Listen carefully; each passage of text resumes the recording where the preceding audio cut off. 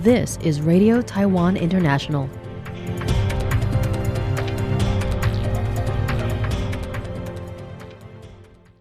Welcome to the news on Radio Taiwan International. I'm Hannah Belinsky, coming to you from Taipei, Taiwan. We begin with a look at today's top stories for Wednesday, October 8th.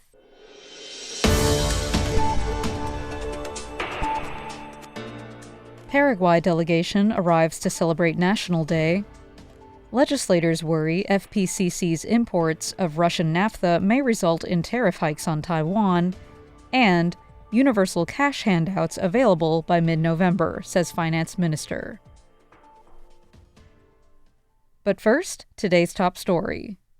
Paraguay Chamber of Deputies President Raul Luis Latour Martinez and his delegation arrived in Taiwan on Tuesday. In a Wednesday meeting, President Lai Ching-te stated that the presence of Paraguayan congressmen, especially visiting for the National Day celebrations, fully demonstrates the importance this allied country holds for Taiwan. The president emphasized that Latour has spoken out for Taiwan on numerous international occasions, and the Paraguayan Congress has consistently issued pro-Taiwan statements, firmly supporting Taiwan's international participation. President Santiago Peña even spoke out in Taiwan's favor at this year's UN General Assembly debate, emphasizing that doing the right thing is priceless and that Taiwan must have a seat at the UN. Lai expressed the heartfelt gratitude of the Taiwanese people to the Paraguayan government. Lai detailed that Taiwan and Paraguay are brotherly nations, sharing the values of democracy and freedom. He looked back at the early 1990s when Taiwan and Paraguay embarked on democratization almost simultaneously. He said,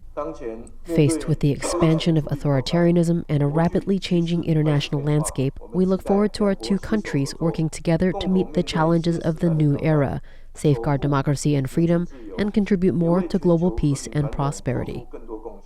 The president also noted that over the past few years, Taiwan and Paraguay have achieved significant cooperative results in areas such as education, agriculture, infrastructure, and women's empowerment. Going forward, he said that both legislatures will continue to promote various cooperative initiatives to maximize the well-being of the people of both countries. Latour stated that he led the largest bipartisan delegation in history to Taiwan during this difficult time in order to send a clear message. Paraguay will stand firmly by its ally, Taiwan. Formosa Petrochemical Corporation's continued purchase of Russian naphtha between 2022 and 2025 has sparked concerns among Taiwanese legislators that the resulting sanction loophole could result in tariff retaliation. In a hearing before the legislature's Finance Committee this Wednesday, Economic Affairs Minister Gong Mingxin said FPCC has committed to immediately halting purchases should the EU indicate it cannot continue. British newspaper The Guardian published an article last week singling out Taiwan as the largest buyer of Russian naphtha, noting that Russia relies on energy export revenue to sustain its war effort in Ukraine. FPCC has since issued a statement explaining what proportion of its total naphtha imports for 2024 and 2025 is sourced from Russia. As FPCC's activities effectively create a sanction loophole for Russian fossil fuels, legislators worry that the United States and other countries may retaliate with tariffs against Taiwan. At Wednesday's hearing, DPP legislator Guo Guowen pointed out that U.S. President Donald Trump didn't hesitate to increase tariffs on India from 25% to 50% in response to their continued purchase of Russian crude oil, asking the minister if the U.S. might also hike tariffs on Taiwan. Gong said he cannot predict whether the U.S. will respond and emphasized that FPCC has promised to immediately stop buying Russian naphtha if the EU tells them they can no longer do so. He added that CPC Corporation has stopped purchasing oil from Russia since their invasion of Ukraine. Asked by legislators whether FPCC's actions pose ethical, national security, and economic risks, Gong said the ministry continues to monitor the situation. The legislature's Finance Committee confirmed Wednesday that if they can complete final reviews for the passage of the special budget by October 17th, the universal cash handout of 10,000 NT dollars per citizen will be distributed by November 17th. According to Finance Minister Zhuang Cuiyun, the handouts will be available within the month after the central government's special budget is passed. If the bill passes its third reading in October and is immediately sent to the president, it will be announced the same day. The Finance Ministry will hold a press conference the same day to inform the public of the specific timeline, including how people can begin collecting their disbursements. We will explain everything to the public via multiple channels to spread awareness. Similar to the 6,000 NT dollar disbursements in 2023, any citizen with a household registration in Taiwan, non-residents with residence permits, foreigners with permanent residence permits, spouses of Taiwanese nationals, and government personnel stationed abroad will be able to obtain the handouts. As Double 10 Day approaches, celebrations have been taking place in other countries, including Malaysia and the United States. Following South Korea's National Day reception at the Taipei Economic and Cultural Office in Busan last Friday, the TICO in Malaysia held a similar event on Tuesday evening at the JW Marriott Hotel in Kuala Lumpur. Ambassador Phoebe Ye spoke on Taiwan and Malaysia's cooperation in areas such as trade, education, culture, and tourism, highlighting how bilateral trade is on track to reach a record high of $39 billion.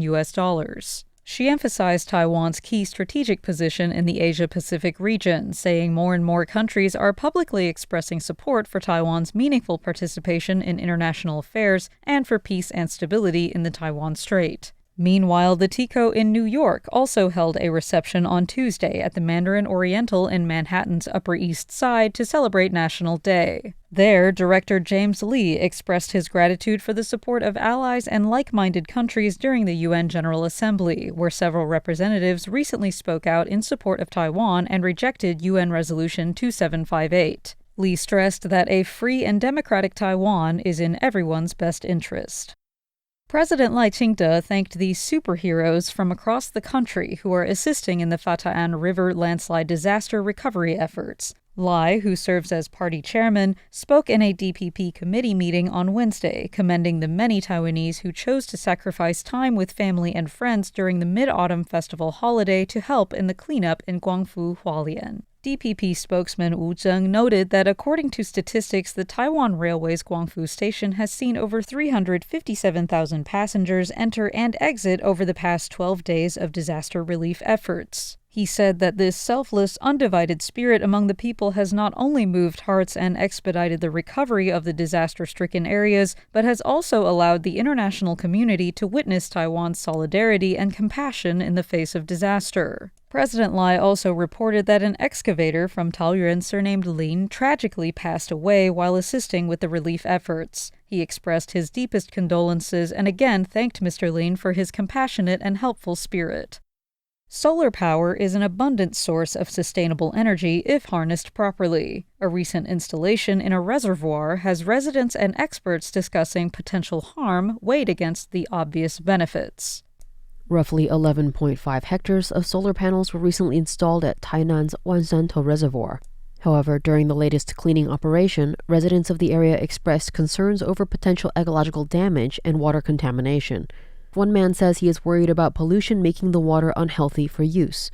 Tainan Community University researcher Huang Juguang asks what disaster response plans are in place, emphasizing that the primary and secondary relationships of reservoirs must be understood before installing anything. As for cleaning, the Agriculture Ministry's Irrigation Agency Jianan Management Planning Office Director Cai Zongxun says that their contract clearly stipulates only clean water can be used. He also assures that the water quality inspections are conducted 5 times a year, the reports of which are given to the local district office and the city government for record. According to the agency, the photovoltaic panels cover only 1.12% of the reservoir, and the project is estimated to generate 17 million kilowatt-hours of electricity annually. They said installing solar panels in reservoirs is not unique to Taiwan. The Netherlands, the United States, Spain, South Korea, and Singapore have also been successful with this practice. In addition to Wusantou Reservoir, photovoltaic facilities are also planned for Zhengwen Reservoir, approximately 36 kilometers away. Gaining social consensus on energy policy is not easy, but with the potentially devastating effects of climate change looming, every community must work together to support sustainable development. Michelle Chang for RTI News. Thanks for joining me for the news. I'm Hannah Belinsky. Stay tuned for another 50 minutes of English language features brought to you by Radio Taiwan International.